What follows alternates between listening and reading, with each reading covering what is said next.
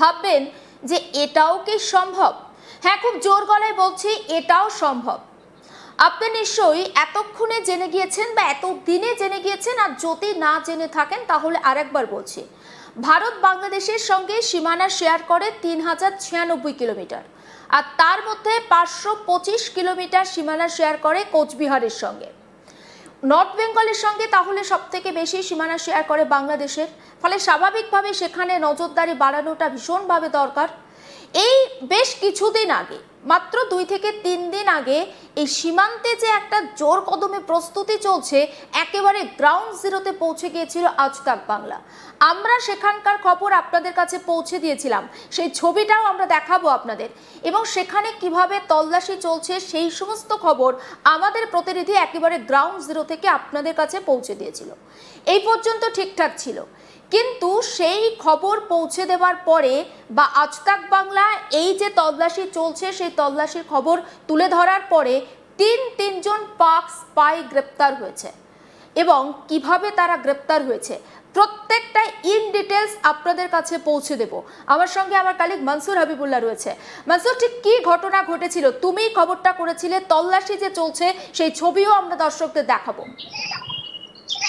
হ্যাঁ, আমি সবার আগে জানিয়ে রাখি যে আজ তক বাংলা একমাত্র এক্সক্লুসিভ ভাবে এইটা দেখিয়েছিল যে আমরা স্পষ্ট খবর করেছিলাম যে কোচবিহারের দিনহাটা যে সীমান্ত রয়েছে সেই দিনহাটা সীমান্তে বিএসএফ এবং পুলিশের যৌথ তল্লাশি চলছে এবং তারা গ্রামে গ্রামে বাড়ি বাড়ি গিয়ে অভিযান চালাচ্ছে এবং সাধারণ মানুষদের সতর্ক বারবার করছিল যে যদি দেশ বিরোধী কোনো অ্যাক্টিভিটি হয় তারা প্রশাসনকে নজরে যাতে নিয়ে আসে। সেই কিন্তু কোচবিহারের দিনহাটার প্রতিটি সীমান্তে এই ঘটনা তল্লাশি অভিযান চালানো হয়েছিল। দিনহাটা যে এসডিপিও ছিলেন প্রশান্ত দেবনাথ, দিনহাটা এসডিপিও প্রশান্ত দেবনাথের নেতৃত্বে পুলিশ এবং 3 নম্বর যে ব্যাটালিয়ন রয়েছে বিএসএফ এর, সেই 3 নম্বর বিএসএফ ব্যাটালিয়নের শীর্ষ আধিকারিকরা কিন্তু একসাথে এই অভিযানটা চালিয়েছিলেন।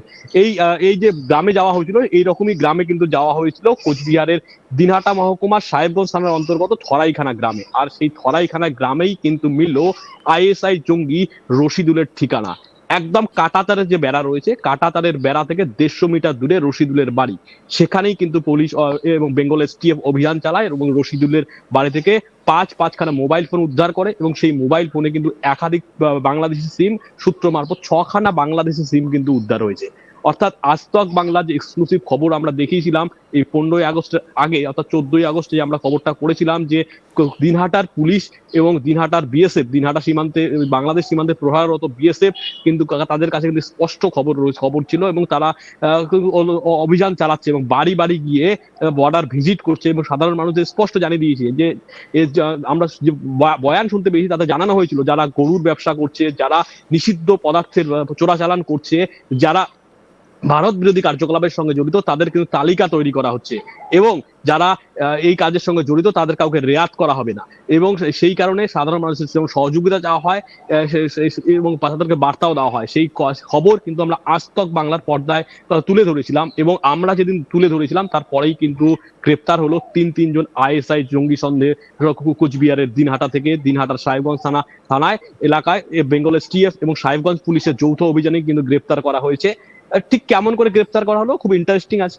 যে রশিদুল হক এবং তার যে সঙ্গী ছিল সেই সঙ্গী নয়ারহাটের একটি বাইকের দোকানে বাইক সারাই করতে গিয়েছিল, তখনই তাদের ঘিরে ফেলে বেঙ্গল এসটিএফ এবং বেঙ্গল এসটিএফ তাদের গ্রেপ্তার করা হয় এবং রশিদুল সম্পর্কে টিপ অফ মেলে সেটা কিন্তু কিষানগঞ্জ লাগোয়া পাঞ্জিপাড়া, উত্তর দিনাজপুরের গোয়ালপাড়ার পাঞ্জিপাড়াতে সেখানে একজন গ্রেপ্তার করা হয়। তো সে তার শ্বশুর বাড়িতে ঘাটে গিরে বসেছিল, সেখানে তাকে গ্রেপ্তারের পর তখন তাকে আটক করা হয়। সেই টিপ অফ দিয়েছিল রশিদুলের। এই যে গ্যাং বিহার সীমান্ত লাগোয়া শিলিগুড়ি করিডোরকে নজর রেখে যে গ্যাং তৈরি হয়েছে নর্থ বেঙ্গল করিডোরে, বাংলার খোলা সীমান্ত বেয়ে যে গ্যাং তৈরি হয়েছিল যাদের সহায়তায় পাকিস্তান থেকে হোয়াটসঅ্যাপের মধ্যে অপারেটিভ করছিল, যারা আমাদের সেনাবাহিনীর অফিসারদের, আমাদের নৌবাহিনীর অফিসারদের, আমাদের এয়ারফোর্স অফিসারদের হানি ট্রাপ করার চেষ্টা করছিল, সেই গ্যাংয়ের কিন্তু সদস্য হিসাবে এই তিনজনকে জড়িত। যে বাড়িটা এই মুহূর্তে দেখাচ্ছি আমরা, রশিদুলের যে বাড়িটা এই মুহূর্তে দর্শকদের দেখাচ্ছি,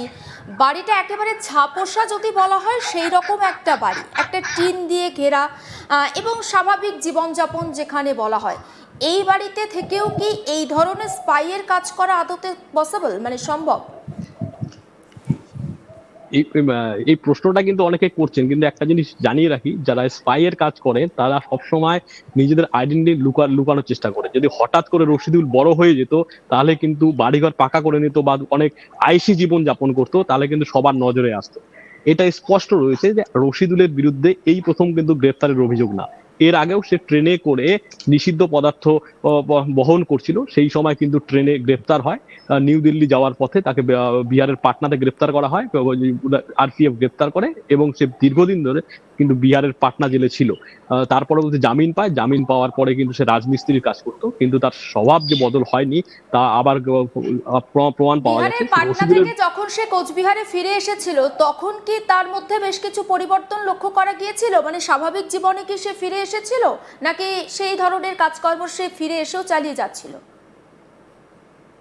স্থানীয়রা মানে স্থানীয় সূত্রে যা জানা গেছে, তাতে তো সামনে যার রশিদুলের চিত্র ছিল, রশিদুল নিজেকে এক রাজমিস্ত্রি হিসেবে পরিচয় দিত। বিভিন্ন সে বাংলা আবাস যোজনা যে ঘরের টাকা ঢুকছিল গ্রামগঞ্জে, সেখানে কাজ করছিল। কিন্তু যারা আমরা পুলিশ সূত্রে এবং বেঙ্গল এসটিএফ এর সূত্রে জানা যাচ্ছে, রশিদুল এখান থেকে যে জাল নোট পাচারের যে চক্র, সে জাল নোট পাচারের কিন্তু হোতা, এবং বাংলাদেশ থেকে তাদের বাংলাদেশে আত্মীয় স্বজনও রয়েছে, এবং বাংলাদেশের সে নিয়মিত কথা বলতো। তার কারণ তার যে বাড়ির যে পজিশনটা রয়েছে, আমি যদি দেখাতে বলবো যে ও তার বাড়ির পাশে কাঁটাতারের বেড়ার যে দৃশ্যটা আছে, সেটা দর্শকদের যদি দেখানো হয়, তাহলে দেখিয়ে দেবো ও তার বাড়ি থেকে 150 মিটার দূরে কাঁটাতারের বেড়া রয়েছে। সেই কাঁটাতারের বেড়া দিয়ে কিন্তু সে আরামসে কাঁটাতারের যে গেট রয়েছে ওপারে যাতায়াত বাড়ি করতে থেকে পারতো। মাত্র 150 মিটার দূরত্বে তুমি বললে যে কাঁটাতারের বেড়া রয়েছে, সেই ছবিটাও আমরা দর্শকদের দেখাচ্ছি। এবং এই যে বেড়া দেওয়া হয়েছে বা ফেন্সিং, এটা কি যথেষ্ট পোক্ত? মানে ছবি যেটা দেখাচ্ছে, আমি কোনো নিরাপত্তা রক্ষীদেরকে দেখতে পাচ্ছি না, তাহলে তো অনায়াসে সেখান দিয়ে নানা রকম কাজকর্ম চলতে পারে। একদম। এই যে কাঁটাতারের বেড়াটা দেখানো হচ্ছে, সেটা কিন্তু অত্যাধুনিক মডেলের কাঁটাতার নয়। এখানে অত্যাধুনিক মডেলের, যেটা ইসরায়েলের কাঁটাতারের বেড়া বলেছিলাম, যে ইসরায়েল লম্বা উঁচু হবে এবং স্মার্ট ফেন্সিং হবে, সেই স্মার্ট ফেন্সিং এখনো তৈরি হয়নি এই এলাকায়। সে তৈরি করার কাজ চলছে, দ্রুত গতিতে কাজ চলছে সে কাজ। কিন্তু যেহেতু এখনো সেই স্মার্ট ফেন্সিং এর লাগানো হয়নি এবং তার বাড়ি থেকে একদম কাছে, সেক্ষেত্রে তাকে নিষিদ্ধ পদার্থ পাচার একদম অনায়াসেই করা যায়। কারণ তারা যদি প্যাকেট করে ঢিল ছুঁড়ে অনায়াসেই এই কাঁটাতার পেরিয়ে কিন্তু ওই পারে গিয়ে পড়ে, এবং ওই পারে থাকা যে এজেন্ট রয়েছে তারা সেটা সংগ্রহ করে নিয়ে চলে যায়। এটা যেহেতু এই কাঁটাতারটার হাইট অনেকটা ছোট, সেক্ষেত্রে এখানে পাচার করা কোনো দ্রব্য ঢিল মেরে ওই পারে ফেলে দেওয়া একদম অনায়াসই করা যায়। কারণ বাড়ি থেকে 150 মিটার দূরে এক দৌড়ে বাড়ি থেকে বেরিয়ে ঢিল মেরে আবার কোথাও লুকিয়ে পড়লে রশিদুলদের খুঁজে পাওয়া কিন্তু যেত না। সবচেয়ে বড় কথা যে এই ধরনের কাজকর্মের সঙ্গে রশিদুলের কি কোনো রকম কোনো যোগসূত্র খুঁজে পাওয়া গেছে মনসুর? একদম। ও তো এর আগেও যখন নিষিদ্ধ যে পদার্থ রয়েছে নার্কোটিক্স অ্যাক্টে, তার বিরুদ্ধে মামলা হয়েছে। কারণ সে এইভাবেই নার্কোটিক্স নিয়ে সে ট্রেনে করে নিউ দিল্লির দিকে যাচ্ছিল। যখন নিউ দিল্লি